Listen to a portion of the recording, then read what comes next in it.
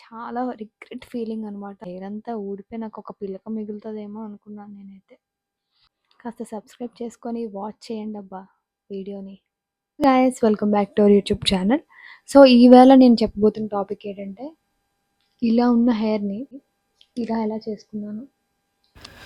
ఒకప్పుడు మిర్రర్ ముందు నిలబడి లాంగ్ హెయిర్‌కి పోజులు ఇచ్చేదాన్ని చూసుకుంటూ. ఇప్పుడు అదే మిర్రర్‌లో చూస్తే షాక్. ఏంటి షార్ట్ హెయిరా? ఇది నేనేనా అని. సో వన్ ఫైన్ డే 2023 వరకు నా హెయిర్ చాలా బాగుండేది. లాంగ్ లెంత్ ఉండేది, థిక్గా ఉండేది. సో ఆఫ్టర్ మ్యారేజ్ నేను హైదరాబాద్ మూవ్ అయిపోయాను అనమాట. సో అక్కడ వాటర్ పొల్యూషన్ మెయిన్, నాకు వాటర్ పడలేదు. అండ్ దట్ టు నాకు 2023 ఫెబ్లో మ్యారేజ్ అయింది. సో డిసెంబర్ వరకు బాగానే ఉంది.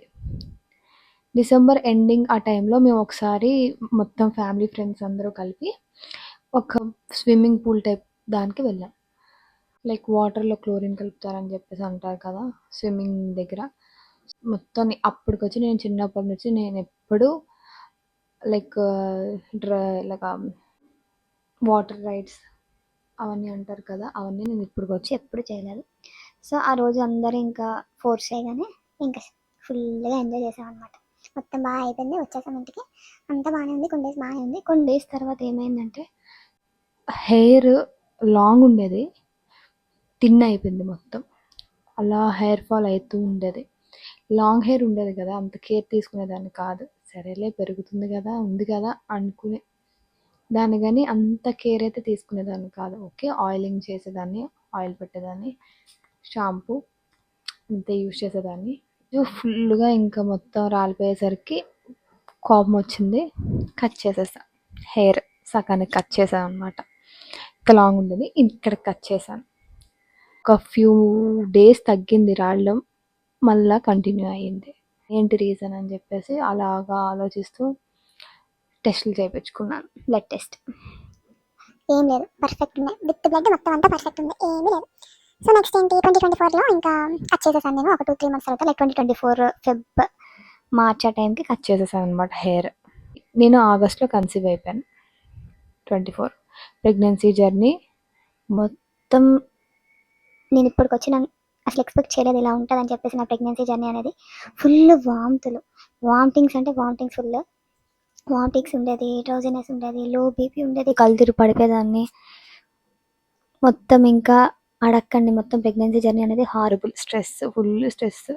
ఏం చేసేదాన్ని కాదు, కానీ ఈ వామిటింగ్స్కి డైలీ నాకు 3 to 4 అయ్యేది. వాసన పడేది కాదు, ఏది చూసినా కడుపులు తిప్పేసేది, ఎవరైనా కాల్ చేసినా కడుపులు తిప్పేసేది, అలా అయిపోయేది అనమాట. సో ప్రెగ్నెన్సీ జర్నీ అంతా అలా అయిపోయింది. ఆఫ్టర్ డెలివరీ పాప పుట్టిన తర్వాత ఒక 2 months బాగానే ఉంది, హెయిర్ అంతా బాగానే ఉంది 2 months వరకు. 3rd month వచ్చి టైల్స్ మీద ఎక్కడ చూసినా నా హెయిరే, ఇంట్లో ఎక్కడ చూసినా నా హెయిరే. నడిస్తే ఊడిపోవడం అయితే ఇంకా చెప్పనవసరం లేదు. ఇంకా హెయిర్ అంతా ఊడిపోయి నాకు ఒక పిలక మిగులుతుందేమో అనుకున్నాను నేనైతే. సో వాళ్ళు ఏం చేశాను, కట్ చేశాను. ఇదిగోండి ఇంతవరకు కట్ చేసేసాను అనమాట. ఈ లెంత్ వరకు కట్ చేసేసాను. మళ్ళీ ఫ్యూ డేస్ హెయిర్ ఫాల్ తగ్గింది. ఏమనుకున్నాను, సరే ఇంక షార్ట్ హెయిర్ ఉంచేసుకుందాం. షార్ట్ హెయిర్ ఉన్నప్పుడు లాంగ్ హెయిర్ కావాలనిపిస్తుంది, లాంగ్ హెయిర్ ఉన్నప్పుడు షార్ట్ హెయిర్ కావాలనిపిస్తుంది మన దీంట్లో. ఇంకా ఫీడింగ్ అని చెప్పేసి, డెలివరీ తర్వాత ఫీడింగ్ అనేసి ఇంకాస్త ఎలా అయిపోయానంటే సన్నం అయిపోయాను. ఇంకా ఫీడింగ్ వల్ల నిద్ర ఉండేది కాదు నైట్ టైమ్స్. అలా లెగుస్తూ, పాప ఉంటే మీకు తెలిసే ఉంటుంది, ఒక పాప ఉంటే ఎలా ఉంటుందో మీ అందరికీ తెలుస్తుంది. లైక్ డెలివరీ మమ్మీస్కి, మదర్స్కి బాగా తెలుసు. సో ఇంకా నిద్ర ఉండేది కాదు, నేను నిద్ర లేకపోతే ఉండేదాన్ని కాదు. అలాంటిది నేను నిద్ర కాచుకుని పాపను చూసుకుంటూ ఉండేదాన్ని. మా అత్తయ్య పాపం ఉండేవారు మాతో కూడా. అయినా సరే మనం ఫీడింగ్ ఇస్తాం కదా, పక్కా లెగాలి. అంటే ఇంకా బేబీతో హెయిర్ కేర్ చేసుకునేదానికి, హెయిర్ కేర్ తీసుకోవడానికి కూడా టైం లేదు నాకు. సో ఇంకా లాభం లేదు, అయిపోయింది. ఇప్పుడు నాకు 9 months వచ్చింది బేబీకి. ఇంకా లాభం లేదు, ఎలాగైనా కేర్ తీసుకోవాలి అని చెప్పేసి స్టార్ట్ చేశాను హెయిర్ కేర్ అనేది. సో ఫైనల్లీ ఏమైందంటే ఫస్ట్ కేర్ తీసుకోవాలి. కట్ చేయొచ్చు, ఓన్లీ లైక్ ట్రిమ్మింగ్ టైప్ చేసుకోవచ్చు హెయిర్ని, కానీ మరీ ఓవర్గా ఇంత కట్ చేసేసేదాన్ని అనమాట నేను. సో ఓకే, ఇప్పుడు మళ్ళీ ఫీల్ అయితే ఇప్పుడు ఏదైనా అయిపోయిన తర్వాత బాధ అనిపిస్తుందండి. హెయిర్ ఉన్నంత వరకు తెగ ఇదైపోయేదాన్ని అనమాట. షార్ట్ అయిపోయేసరికి బాధ తెలుస్తుంది, లాంగ్ హెయిర్ తాలూకు బాధ తెలుస్తుంది నాకు. ఇంకా అస్సలు నాకు వద్దే వద్దు షార్ట్ హెయిర్ అన్నట్టు అయిపోతుంది అనమాట.